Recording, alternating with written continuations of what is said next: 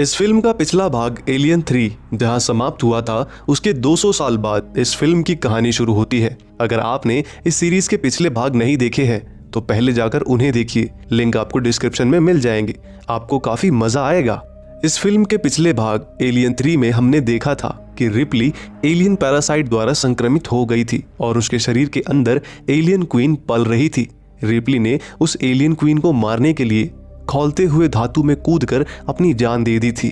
इस घटना के 200 साल बाद फिल्म में साल 2379 दिखाया जाता है, जहां अंतरिक्ष में एक बहुत विशाल स्पेसशिप ओरिगा में मिलिट्री वैज्ञानिक रिप्ली का क्लोन बनाने में सफल हो जाते हैं। ये क्लोन पहले 7 बार असफल हो चुके थे, लेकिन रिप्ली का ये 8वां क्लोन था जो फाइनली सफल हो गया था। मिलिट्री वैज्ञानिक को रिप्ली का क्लोन बनाने के लिए डीएनए उसके ब्लड सैंपल से मिला था, जो ब्लड सैंपल डॉक्टर ने पिछली फिल्म एलियन 3 में उसके इलाज के दौरान उसके शरीर से लिया था और हॉस्पिटल के लैब में सुरक्षित स्टोर कर दिया था।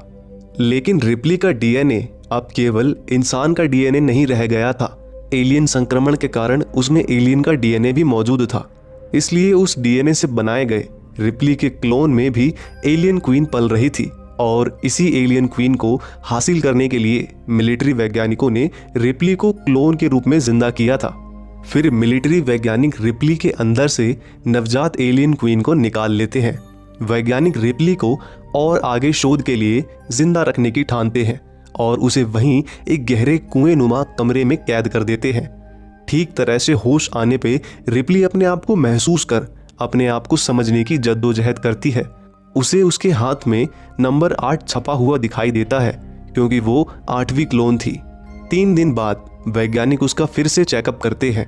वे देखते हैं कि रिप्ली पर की गई सर्जरी का घाव सिर्फ 3 दिन में ही भर चुका था। चेकअप के दौरान चीफ साइंटिस्ट रिप्ली से बदतमीजी करता है। जवाब में रिप्ली अमानवीय शक्ति से उसका गला घोंट देती है। ऐन वक्त पर गार्ड आकर चीफ साइंटिस्ट की जान बचा लेते हैं। इसके बाद वे रिप्ली की बौद्धिक क्षमता की जांच करते हैं, क्योंकि रिप्ली का जन्म कुछ दिनों पहले ही हुआ था। उसका दिमाग अभी भी बच्चों की तरह चीजों को सीख रहा था, लेकिन उसकी सीखने की गति आम इंसानों से कई गुना ज्यादा थी। मिलिट्री जनरल और कुछ वैज्ञानिक रिप्ली को बाहर से मॉनिटर कर रहे थे। वैज्ञानिक रिप्ली के शरीर और दिमाग के फंक्शन से काफी खुश थे। वैज्ञानिक जनरल को बताते हैं कि रिप्ली को टुकड़ों टुकड़ों में अपना भूतकाल भी याद आ रहा है। जनरल चौंकते हुए पूछता है कि भला एक क्लोन के दिमाग में असली रिप्ली की यादें कैसे आ गईं। इस पर वैज्ञानिक उसे बताते हैं कि ऐसा शायद असली रिप्ली में मौजूद एलियन के डीएनए के कारण हुआ है, क्योंकि एलियन एक जनरेशन से अगली जनरेशन में अपनी यादें जेनेटिकली ट्रांसफर करते हैं, यानी कि एलियन के बच्चे में जन्म से ही उसकी माँ की यादें मौजूद होती हैं। ठीक इसी प्रकार से रिप्ली के डीएनए से बनाए गए क्लोन में भी असली रिप्ली की यादें ट्रांसफर हो गई हैं। इसके बाद वे लोग एक हाईली सिक्योर्ड चैम्बर में प्रवेश करते हैं, जहां उन्होंने रिप्ली के अंदर से निकाली एलियन क्वीन को रखा था। एलियन क्वीन पूरी तरह से बड़ी हो गई थी और अंडे देने के लिए तैयार थी। उधर जांच के दौरान एक बच्ची की तस्वीर देखकर रिप्ली भावुक हो जाती है। उसे प्लैनेटॉइड पर मिली बच्ची की याद आ गई थी, जो अब इस दुनिया में नहीं है। कैंटीन में वैज्ञानिक रिप्ली को उनके प्रोजेक्ट के बारे में बताते हैं। वे रिप्ली को बताते हैं कि वे एलियन के जीन्स से कई नई दवाइयों का निर्माण कर इंसानों के कई रोगों को हमेशा के लिए खत्म कर देंगे और साथ ही एलियन को पालतू बनाकर उनका उपयोग हथियार की तरह करेंगे। एलियन का जिक्र आते ही रिप्ली की कुछ यादें ताज़ा हो जाती हैं। रिप्ली कहती है कि वे लोग बहुत बड़ी गलती कर रहे हैं।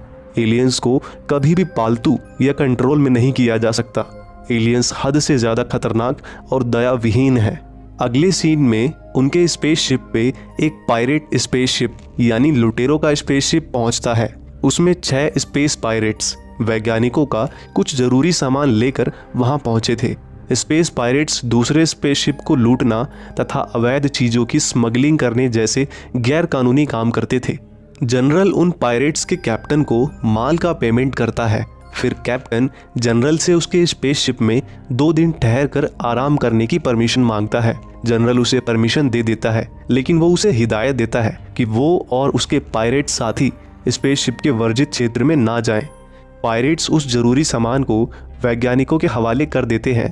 वो जरूरी सामान दरअसल कुछ अगवा किए लोग थे जिन्हें वैज्ञानिक उन एलियन पैरासाइट्स को परोसने वाले थे और एलियंस पैदा करने वाले थे। स्पेसशिप में पायरेट्स की मुलाकात बास्केटबॉल खेलती हुई रिप्ली से होती है। उनमें से कुछ पायरेट्स उसे छेड़ने की कोशिश करते हैं। रिप्ली उन्हें उसका मुंह तोड़ जवाब देती है।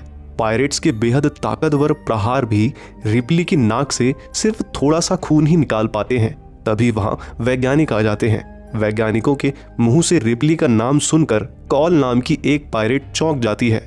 इसके बाद रिप्ली वहां से चली जाती है। जिस जगह रिप्ली का खून गिरा था वो जगह गलकर उसमें छेद हो गया था। उधर लैब में आखिरकार एलियंस पैदा हो चुके थे। एक वैज्ञानिक एलियंस को ट्रेन कर रहा होता है। एक एलियन वैज्ञानिक पर हमला करने की कोशिश करता है। इस पर वैज्ञानिक लाल बटन दबाकर उस पर ठंडी गैस छोड़ता है जिससे एलियन दर्द से तड़पने लगता है। गुस्से में एलियन फिर से आगे बढ़ता है, लेकिन इस बार वैज्ञानिक के बटन के ऊपर हाथ रखने मात्र से ही वो रुक जाता है। वो एलियन वैज्ञानिक के दंड की भाषा समझ गया था।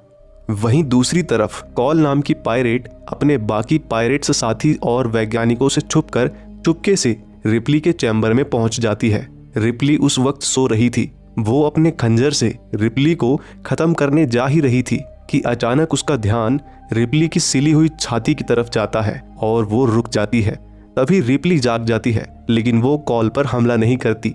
रिप्ली के पूछने पर कॉल उसे बताती है कि उसे इस मिलिट्री प्रोजेक्ट के बारे में बहुत पहले ही पता चल गया था और वो पायरेट्स में शामिल होकर रिप्ली को मारने ही यहाँ आई थी ताकि एलियन क्वीन को वैज्ञानिकों के हाथों में पड़ने से रोका जा सके। लेकिन कॉल रिप्ली को ये नहीं बताती कि उसे इस मिलिट्री प्रोजेक्ट के बारे में कैसे पता चला। रिप्ली कहती है कि इसके लिए अब बहुत देर हो चुकी है। वैज्ञानिकों ने उसके अंदर से एलियन क्वीन को पहले ही निकाल लिया है। कॉल रिप्ली से कहती है कि अगर वो चाहे तो कॉल उसे मारकर इस प्रयोगशाला के चूहे जैसे जीवन से छुटकारा दिला सकती है। इसके जवाब में रिप्ली कॉल के खंजर में खुद ही अपना हाथ घुसेड़ देती है और एक कुटिल मुस्कान के साथ कहती है कि उसका मरने का कोई इरादा नहीं है। रिप्ली के खून में मौजूद एसिड से खंजर जलने लगता है और उसका घाव भी जल्द ही भर जाता है। रिप्ली उसे बताती है कि वैज्ञानिकों ने भले ही उसके अंदर से एलियन क्वीन को निकाल लिया हो, लेकिन एलियन का डीएनए उसके अंदर होने की वजह से वो अभी भी यहाँ मौजूद एलियन को महसूस कर सकती है। कॉल रिप्ली से एलियन को मारने में मदद मांगती है, लेकिन तभी गार्ड्स की आहट सुन कॉल को वहां से भागना पड़ता है। कॉल के चैम्बर से बाहर निकलते वक्त वैज्ञानिक और गार्ड्स उसे पकड़ लेते हैं। वे कॉल के साथ साथ सारे पायरेट्स पर भी जासूसी का इल्जाम लगाकर सबको मौत की सजा सुना देते हैं। हालांकि बाकी पायरेट्स को कॉल की गतिविधियों के बारे में कुछ भी पता नहीं होता है, लेकिन इससे पहले कि गार्ड्स उन्हें गोलियों से भून पाते, पायरेट्स बड़ी बहादुरी और चालाकी से सारे गार्ड्स को मार देते हैं और एक बचे हुए गार्ड और चीफ वैज्ञानिक को अपने कब्जे में ले लेते हैं। गुस्से से तिलमिलाता हुआ कैप्टन कॉल से उसके जासूसी की सच्चाई पूछता है। इस भागा दौड़ी में वैज्ञानिकों का ध्यान एलियंस से हट जाता है, जिसका फायदा उठाकर दो एलियंस मिलकर तीसरे एलियन को एक योजना के तहत मार देते हैं और फिर उसके एसिड नुमा खून से लैब का फ्लोर गला के वहां से आजाद हो जाते हैं। घबराया हुआ वैज्ञानिक जब उस बड़े से छेद से नीचे झांकता है तो एलियंस उसे नीचे खींच के मार डालते हैं। उधर कॉल बाकी पायरेट्स को इस स्पेसशिप पर चल रहे खतरनाक मिलिट्री प्रोजेक्ट के बारे में बता रही होती है। तभी स्पेसशिप में खतरे का सायरन बज उठता है। जब एक गार्ड एलियन के चैम्बर में पहुंचता है तब आजाद हुआ एलियन बाहर से लाल बटन दबाकर गार्ड को फ्रीज कर देता है। वो गार्ड किसी मूर्ति की तरह टूटकर बिखर जाता है। उधर पायरेट्स अपनी पायरेट स्पेसशिप की ओर बढ़ जाते हैं। अब उनका एक ही मकसद था, जल्द से जल्द अपने पायरेट स्पेसशिप में बैठकर इस मनहूस मिलिट्री स्पेसशिप को छोड़कर उड़ जाना। वे चीफ वैज्ञानिक और गार्ड को अपने साथ ले जाते हैं क्योंकि उन्हें ही पायरेट स्पेसशिप तक जाने का शॉर्टकट पता था। इस सबसे अनजान एक पायरेट लंगड़ा व्रीस अकेला ही स्पेसशिप में भटक रहा था। तभी वो एक एलियन को अपने ऊपर वाले लेवल पे आता देखता है। इससे पहले कि एलियन उस पर हमला करता, वो अपनी शॉटगन से एलियन पे गोली चला देता है। गोली की चोट से एलियन का एसिड नुमा खून नीचे रिसने लगता है। वहीं रिप्ली के चैम्बर में भी एलियंस घुसने की कोशिश कर रहे थे। रिप्ली अपने चैम्बर से निकलने की दिलो जान से कोशिश कर रही थी। वो अपने खून के एसिड से वायर्स का शॉर्ट सर्किट कर देती है।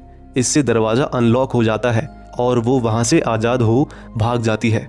उधर रिश्ते हुए एलियन के खून से लंगड़े वृष का शरीर कई जगह से जल जाता है। दर्द से आग बबूला हो वो एलियन पे गोलियों की झड़ी लगा देता है। स्पेसशिप में भगदड़ मच चुकी थी। गार्ड्स एक के बाद एक लाइफ पॉड में बैठकर भाग रहे थे। आखिरी लाइफ पॉड में लॉन्च से जस्ट पहले एलियन घुस जाता है और वो उसके अंदर खून की ऐसी होली खेलता है जो दिल दहला के रख देती है। ये सब कुछ जनरल देख रहा था। वो तुरंत ही लाइफ पॉड बंद होने से पहले एक ग्रेनेड लाइफ पॉड में डाल देता है और लाइफ पॉड के अंतरिक्ष में जाते ही जनरल रिमोट से ग्रेनेड में विस्फोट कर लाइफ पॉड के परखच्चे उड़ा देता है। लाइफ पॉड के साथ उसमें मौजूद एलियन के भी परखच्चे उड़ जाते हैं। आखिर एक एलियन तो अच्छे से मरा। ग्रेनेड ब्लास्ट में शहीद हुए गार्ड्स को जनरल आखिरी सलामी दे रहा होता है कि तभी पीछे से एक एलियन आकर जनरल को भी शहीद कर देता है। पायरेट्स अपने पायरेट स्पेसशिप की ओर बढ़ रहे थे। तभी सबसे पीछे चल रहा उनका कैप्टन दूसरे रास्ते पे निकल जाता है और एक एलियन के हाथों मारा जाता है। बाकी पायरेट्स जब वहां पहुंचते हैं तो उन्हें सिर्फ कैप्टन का ऊपर का हिस्सा ही मिलता है। तभी वहां दूसरा एलियन आ जाता है। वे लोग आगे भागते हैं लेकिन आगे का दरवाजा लॉक था। वो एलियन कैप्टन को पार करके पायरेट्स की ओर बढ़ ही रहा था कि तभी एलियन को कैप्टन की लाश के नीचे से कुछ आवाज सुनाई देती है। वो वापस कैप्टन की ओर पलटकर उस आवाज के स्रोत का पता लगाने की कोशिश करता है। तभी कैप्टन की छाती से बंदूक की नली निकलती है और उसकी एक गोली एलियन के कपाल को फोड़ के रख देती है और पायरेट्स की फटी आंखों के सामने कैप्टन के नीचे से रिप्ली उभरती है। फिर वे लोग वहां से आगे चल पड़ते हैं। अचानक उनके सामने लिफ्ट आकर रुकती है। उन्हें लगता है उसमें एलियन है लेकिन उसमें लंगड़ा वृष निकलता है। तभी रिप्ली सबसे कहती है कि यह स्पेसशिप पहले एक जगह रुका हुआ था लेकिन उसे महसूस हो रहा है कि अब ये स्पेसशिप चलने लगा है। चीफ साइंटिस्ट कहता है कि किसी के लिए भी स्पेसशिप के अंदर से ये जान पाना संभव नहीं है। कॉल को भी स्पेसशिप के चलने का एहसास होने लगता है। रिप्ली बताती है कि ये स्पेसशिप एलियंस के अटैक के बाद से ही चलने लगा है। इस पर वैज्ञानिक कहता है कि ये स्पेसशिप का स्टैंडर्ड प्रोटोकॉल है कि अगर स्पेसशिप में कोई इमरजेंसी सिचुएशन आती है तो वो ऑटोमेटिकली होम बेस यानी कि पृथ्वी की दिशा में उड़ान भरने लगता है। क्रिस्टी पूछता है कि कितनी देर में ये स्पेसशिप पृथ्वी पर पहुंच जाएगा। इस पर गार्ड बताता है कि अगले 3 घंटे में स्पेसशिप पृथ्वी पर होगा। यानी अब उनके पास सिर्फ 3 घंटे हैं इस एलियन ग्रस्त स्पेसशिप को पृथ्वी पे जाने से रोकने के लिए, क्योंकि अगर एक बार एलियन पृथ्वी पे पहुंच गए तो वे समूची मानव जाति को खत्म कर देंगे। चलते चलते अचानक रिप्ली एक कमरे के सामने रुक जाती है। उस दरवाजे पे लिखा था 1 से 7। फिर वो अपने हाथ पे लिखे 8 को देखती है। वैज्ञानिक उसे उस कमरे का दरवाजा खोलने से मना करता है पर रिप्ली उसे अनसुना करते हुए दरवाजा खोल उस कमरे में प्रवेश कर जाती है। वहां कांच के बड़े बड़े जार रखे हुए थे जिनमें अजीबोगरीब प्राणियों के जीवाश्म रखे हुए थे। फिर एक जार में रिप्ली को उसकी शक्ल का ही जीवाश्म नजर आता है। वो समझ जाती है कि ये जीवाश्म दरअसल और कुछ नहीं बल्कि उसके पहले 7 असफल क्लोन्स हैं। तभी उसे लैब के एक कोने से किसी की सिसकियों की आवाज सुनाई देती है। जब वो उस दिशा में बढ़ती है तो उसकी आंखें फटी की फटी रह जाती हैं। वहां एक अर्धविषिप्त प्राणी सी पड़ी हुई थी जिसकी शक्ल तो रिप्ली जैसी थी लेकिन उसका शरीर एक एलियन और लड़की का अविकसित रूप था। वो एक बहुत ही भयावह जीती जागती मांस का लोथड़ा थी। वो रिप्ली की 7वीं असफल क्लोन थी। वो क्लोन रिप्ली को देख मौत की भीख मांगने लगती है। रिप्ली उसे देख अपनी भावनाओं पे काबू नहीं रख पाती और रुआसी हो जाती है। फिर वो संभलते हुए फ्लेम थ्रोवर की नली उसकी ओर करती है। वो क्लोन अपने चेहरे के भावों से रिप्ली को हाँ कहती है। रिप्ली तुरंत ही फ्लेम थ्रोवर से उसे जला देती है। फिर बारी बारी से बाकी सब जीवाश्म को भी जलाते हुए नष्ट कर देती है। गुस्से में रिप्ली पलटकर चीफ साइंटिस्ट की तरफ बढ़ती है लेकिन वो खुद को काबू कर उसे छोड़ देती है। तभी कॉल आकर चीफ साइंटिस्ट के जबड़े में एक जोरदार घूंसा जड़ देती है। फिर वे लोग एक दूसरी लैब में पहुंचते हैं जहां कई लोगों की लाशें पड़ी थी। उन सब की छाती फटी हुई थी। ये वही लोग थे जिन्हें पायरेट्स अगवा करके स्पेसशिप पर लेकर आए थे और जिनके शरीर का इस्तेमाल करके वैज्ञानिकों ने एलियंस पैदा किए थे। तभी उन्हें वहां एक जिंदा आदमी मिलता है। वो काफी डरा हुआ था। रिप्ली उसे सूंघ के बताती है कि उसके अंदर एलियन पनप रहा है।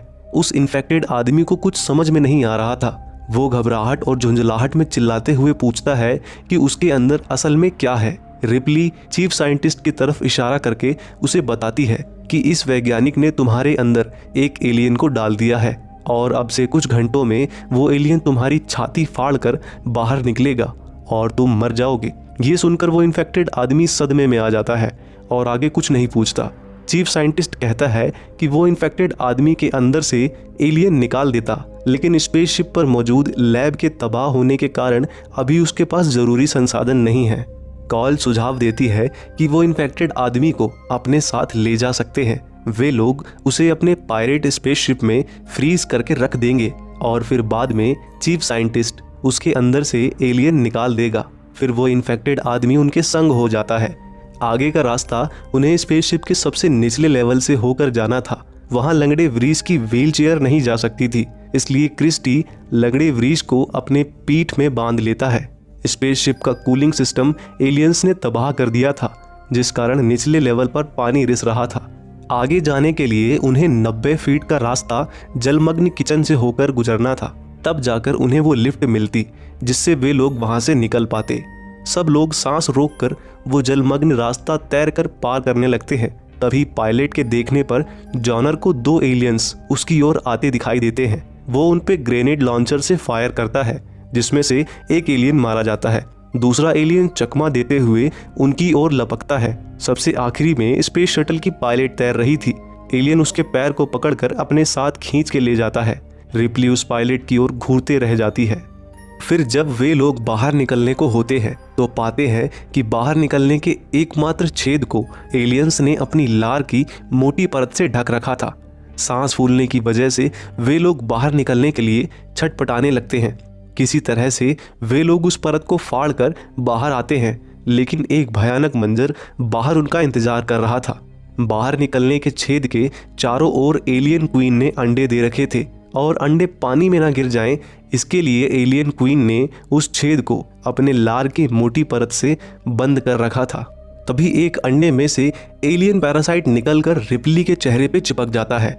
रिप्ली उससे संघर्ष करते हुए वापस गहरे पानी में चली जाती है। बाकी सब भी खुद को एलियन पैरासाइट से बचाने के लिए वापस पानी के अंदर चले जाते हैं। तभी उन्हें उनकी तरफ वही एलियन आता दिखाई देता है। तब क्रिस्टी अपने ग्रेनेड लॉन्चर से उन अंडों को धमाके से उड़ा देता है। रिप्ली भी अपने दांतों से एलियन पैरासाइट को काट कर खुद को आज़ाद कर लेती है। फाइनली वे लोग वहां से ऊपर चढ़ने लगते हैं। चीफ साइंटिस्ट सबसे पहले लिफ्ट के दरवाजे तक पहुंचता है। वो दरवाजे का लॉक तोड़ने की कोशिश करता है, लेकिन तोड़ नहीं पाता है। वो कॉल से उसकी गन मांगता है। गन मिलते ही वो कॉल को ही सीने में गोली मार देता है। कॉल ऊंचाई से सीधे गहरे पानी में गिर जाती है। चीफ साइंटिस्ट दरवाजे का लॉक खोल के भाग जाता है और दरवाजे को दूसरी ओर से लॉक कर देता है। तभी पानी में से एलियन बाहर उछलता है और क्रिस्टी के चेहरे पे एसिड थूक देता है। क्रिस्टी दर्द से बिलबिला उठता है और दर्द के मारे उसका हाथ छूट जाता है। तभी ऐन वक्त पे लंगड़ा वरीस सीढ़ी पकड़ लेता है। एलियन क्रिस्टी का पैर पकड़कर उसे खींचने लगता है। ऊपर लंगड़े वरीस के हाथ में तीव्र दर्द होने लगता है। एलियन अपने जबड़े से वार करने ही वाला होता है कि तभी जॉनर अदम्य साहस का परिचय देते हुए उल्टा लटक कर एलियन पर गोली की झड़ी लगा देता है। एलियन सभी गोली को चकमा दे देता है, लेकिन तभी एक गोली उसकी खोपड़ी फोड़ देती है। एलियन मर तो गया था, लेकिन उसके पंजे में अभी भी क्रिस्टी का पैर फंसा हुआ था। लंगड़े वरीस के लिए खुद के वजन के साथ साथ अब भारी भरकम एलियन का वजन भी संभालना मुश्किल होता जा रहा था। अब क्रिस्टी भी समझ चुका था कि या तो अब वे दोनों मरेंगे या लंगड़े वरीस को बचाने के लिए उसे अपने प्राणों का बलिदान देना होगा। अंततः वो खुद को लंगड़े वरीस से अलग कर मौत को गले लगा लेता है। तभी लिफ्ट का अलार्म बजने लगता है और लिफ्ट का दरवाज़ा खुलता है। और ये क्या, उस लिफ्ट में से निकलती है कॉल। सबकी आंखें शौक से फटी की फटी रह जाती हैं, मानो भूत देख लिया था। चेहरे पर आश्चर्य लिए वे लोग वहां से निकल आते हैं। रिप्ली कॉल से कहती है कि उसने उसकी छाती में गोली लगते देखा था, फिर भी वो जिंदा कैसे है। रिप्ली जब कॉल का जैकेट हटाती है तो पता चलता है कि कॉल तो असल में रोबोट है। वो भी कोई ऐसी वैसी रोबोट नहीं, बल्कि ऑटोन रोबोट। ये वो रोबोट होते हैं जिन्हें खुद रोबोट्स ने बनाया है। ये सबसे उच्च स्तर के रोबोट्स होते हैं। ये रोबोट्स इंसानों की तरह ही सोच सकते हैं, इसलिए इन्होंने इंसानों की गुलामी को नकार दिया था और इंसानों के खिलाफ विद्रोह किया था। हालांकि इंसानों ने उनके विद्रोह को तोड़ दिया और सारे ऑटोन्स को गैर कानूनी घोषित कर उन्हें नष्ट कर दिया। अब दुनिया में काफ़ी कम ऑटोन्स बचे हैं जो इंसानों के बीच छिप कर रहते हैं। विद्रोह के दौरान कॉल ने मिलिट्री कंप्यूटर से खुद को कनेक्ट कर मिलिट्री के राज जानने चाहे। वहीं से उसको इस एलियन प्रोजेक्ट के बारे में पता चला। कॉल भले ही रोबोट थी, लेकिन उसमें इंसानियत इंसानों से ज़्यादा थी। वो इस प्रोजेक्ट के खतरनाक परिणाम को जानती थी और इंसानों को एलियंस के हाथों नष्ट नहीं होने देना चाहती थी। इसलिए उसने पायरेट्स का दल ज्वाइन किया और एलियन क्वीन को रोकने यहाँ तक पहुँच गई। पायरेट्स को कॉल का सच जानकर ताज्जुब होता है। स्पेसशिप के पृथ्वी पर पहुंचने में अब सिर्फ कुछ ही घंटे बचे थे। तभी रिप्ली कॉल को स्पेसशिप से खुद को कनेक्ट करने के लिए कहती है और स्पेसशिप को कमांड देकर किसी दूसरे ग्रह पर क्रैश कराने का सुझाव देती है ताकि एलियंस पृथ्वी पर अपने कदम ना रख सकें। फिर कॉल स्पेसशिप के कंप्यूटर से खुद को कनेक्ट करती है और कमांड देकर स्पेसशिप की दिशा एक निर्जन ग्रह की ओर घुमा देती है। अगले 43 मिनट में स्पेसशिप एक निर्जन ग्रह पे क्रैश होने वाला था। फिर कॉल सारे दरवाजों को अनलॉक कर उनके पायरेट्स स्पेसशिप को भी स्टार्ट कर देती है। तभी कंप्यूटर द्वारा कॉल को पता चलता है कि चीफ साइंटिस्ट पायरेट स्पेसशिप तक पहुंचने ही वाला है। कॉल कमांड द्वारा पायरेट स्पेसशिप की तरफ जाने वाला दरवाज़ा दोबारा लॉक कर देती है। वैज्ञानिक डर के वहाँ से भाग खड़ा होता है। फिर वे लोग पायरेट स्पेसशिप की ओर भागते हैं। रास्ते में उन्हें एक एलियन की लार दिखती है।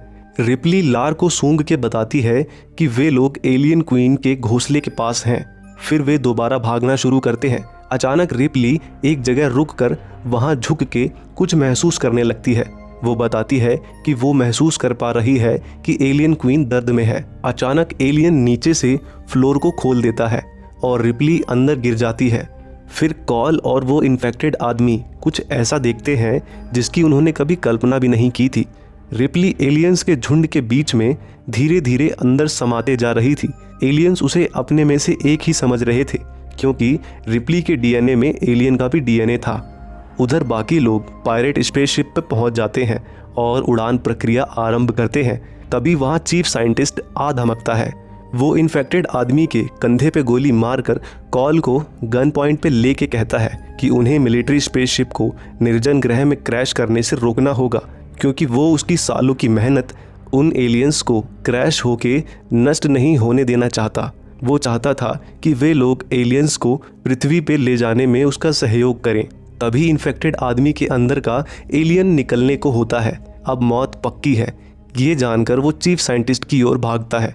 वो चीफ साइंटिस्ट की अच्छे से धुनाई कर उसके सर को अपनी छाती से चिपका देता है और फिर जैसे ही एलियन इन्फेक्टेड आदमी की छाती फाड़ कर बाहर निकलता है वैसे ही वो वैज्ञानिक की खोपड़ी के भी आर पार हो जाता है। उधर एलियन रिप्ली को एलियन क्वीन के घोंसले में ले जाके छोड़ देता है। घोंसले में कई वैज्ञानिक अभी भी जिंदा फंसे हुए थे। एक वैज्ञानिक रिप्ली को बताता है कि रिप्ली के क्लोन के अंदर से पैदा होने के कारण एलियन क्वीन ने रिप्ली की तरह अपनी कोख विकसित कर ली है और अब वो अंडे देने के बजाय सीधे बच्चा जन सकती है। फिर रिप्ली देखती है कि एलियन क्वीन बच्चा जन रही है और जो बच्चा होता है वो एलियन और रिप्ली के डीएनए का क्रॉस ब्रीड स्पीशीज का था।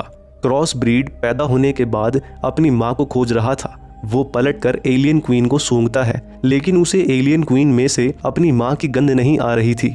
वो गुस्से में एक ही वार में एलियन क्वीन को मार डालता है। फिर वो रिप्ली की तरफ बढ़ता है और उसे सूंघता है। अचानक वो रिप्ली को पुचकारने लगता है। उसे रिप्ली में से अपनी माँ की गंध आ रही थी। आखिर उसमें रिप्ली का डीएनए भी जो था। फिर क्रॉस ब्रीड घोंसले में मौजूद वैज्ञानिकों को खाने लगता है। इसी बीच रिप्ली वहाँ से जान बचा के भाग जाती है। फिर कॉल रिप्ली को आते देख पायरेट स्पेसशिप के दरवाजे को उसके लिए खोल देती है। रिप्ली पूरी ताकत से भागते हुए एक अविश्वसनीय कूद मारकर पायरेट स्पेसशिप में पहुंच ही जाती है। फिर वे लोग पायरेट स्पेसशिप को मिलिट्री स्पेसशिप से बाहर निकालने की प्रक्रिया शुरू करते हैं कि तभी उन्हें पता चलता है कि पायरेट स्पेसशिप का एक दरवाज़ा खुला है। कॉल उस दरवाजे को बंद करने जाती है लेकिन वो जाम हो चुका था। तभी कॉल के पीछे से क्रॉस ब्रीड आ जाता है क्रॉस ब्रीड उस जाम दरवाजे को बंद करता है। कॉल अपनी जान बचाने के लिए भाग रही होती है और पायरेट स्पेसशिप सफलतापूर्वक स्पेसशिप से उड़ जाता है। क्रॉस ब्रीड कॉल तक पहुंचने की भारी चेष्टा कर रहा होता है। वहीं गार्ड कॉल को देखने पायरेट स्पेसशिप के उस हिस्से में पहुंच जाता है। क्रॉस ब्रीड एक ही वार में गार्ड का सिर पके तरबूज सा फोड़ देता है। काफी देर हो जाने पे जब कॉल नहीं लौटती तो रिप्ली उसे देखने आती है। कॉल को मुसीबत में देख वो क्रॉस ब्रीड को उससे दूर करने के लिए उसे अपने बच्चे की तरह पुचकारने लगती है। फिर क्रॉस ब्रीड के दांत से अपना हाथ काट कर शटल के फाइबर विंडो पे अपना खून फेंक कर उसमें एक सुराख कर देती है, जिससे अंदर की हवा बाहर खींचने लगती है। हवा अपने साथ क्रॉस ब्रीड को भी उस सुराख में खींचने लगती है। ये भयानक मंजर तब तक चलता रहा जब तक कि क्रॉस ब्रीड का आखिरी अंश तक उस सुराख से नहीं निकल गया। रिप्ली क्रॉस ब्रीड को मरता देख भाव विभोर हो गई थी। आखिर रिप्ली भी तो उसकी माँ ही थी। दूसरी ओर मिलिट्री स्पेसशिप जाकर उस निर्जन ग्रह में एक बहुत बड़े विस्फोट के साथ क्रैश हो जाता है। उधर पायरेट स्पेसशिप धरती पे लैंड करता है।